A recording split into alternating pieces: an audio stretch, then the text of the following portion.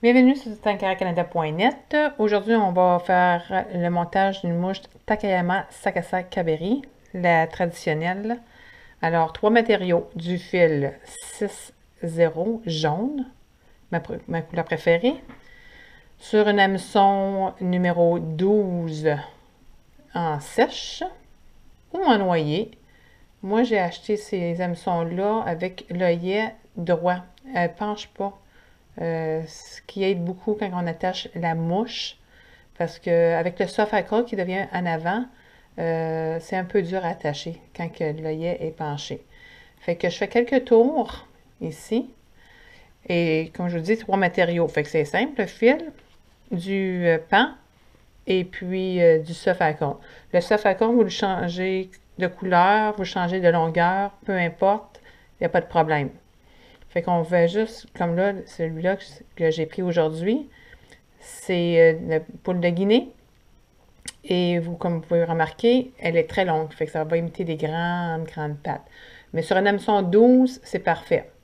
Fait qu'on va envoyer par en arrière les poils. Et puis, vous remarquerez que la plume, elle se dirige vers le haut. Fait que c'est comme ça qu'on la veut, parce que quand on va la tourner, on veut que le hackle s'en aille par en avant. Fait qu'on va venir bloquer ici, quelques tours. On va enlever ici. On va juste être sûr. On va refaire un autre petit tour. Là, on va prendre le hackle et on va tourner toujours le sens. On va essayer de garder les poils, la plume qui s'en aille par en avant. Fait que on tourne quelques fois. Fait que là, ça fait pas beau présentement, mais on va l'arranger. Fait qu'on va juste ici faire un dernier tour et on va venir barrer le tout ici en arrière. Et puis, on va venir couper la tige, la plume. Et là, on ramène le tout vers en avant. Puis, on va venir barrer. Fait qu'on va monter juste un petit peu le fil.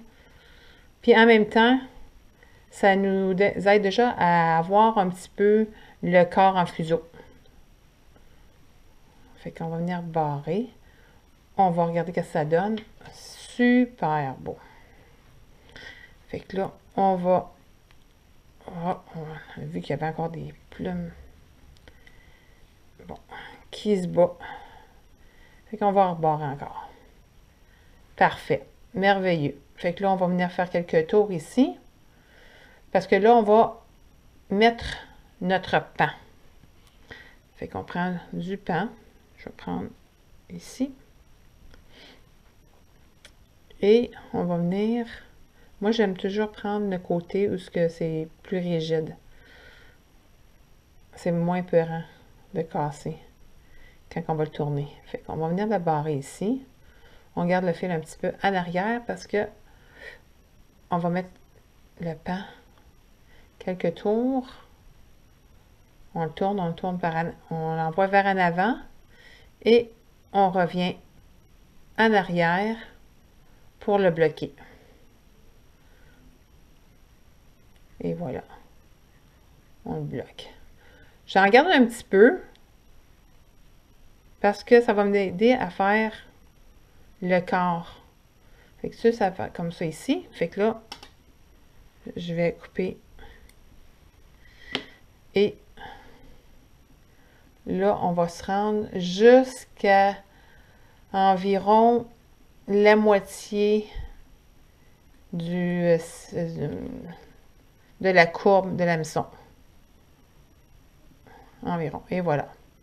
Et on revient.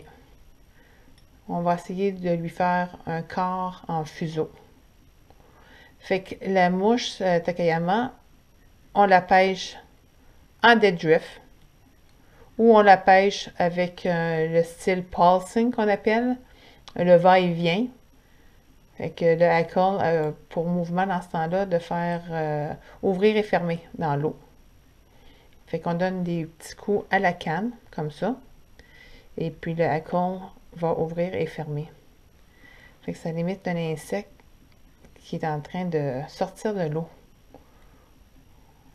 Fait que ça, les attaques peuvent être assez féroces, il faut faire attention. Fait qu'on va lui donner encore quelques coups pour avoir un beau corps en fuseau.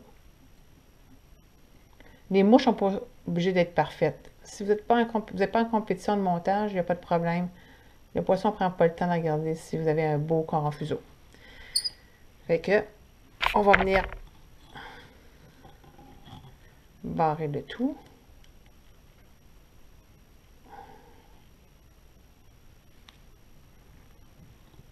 Et un.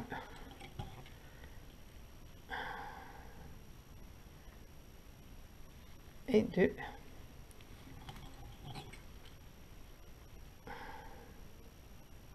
Et trois. Hop.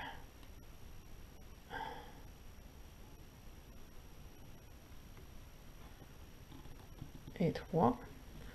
On va venir couper le fil. Et on va rajouter une goutte de lac. Une tête à ciment.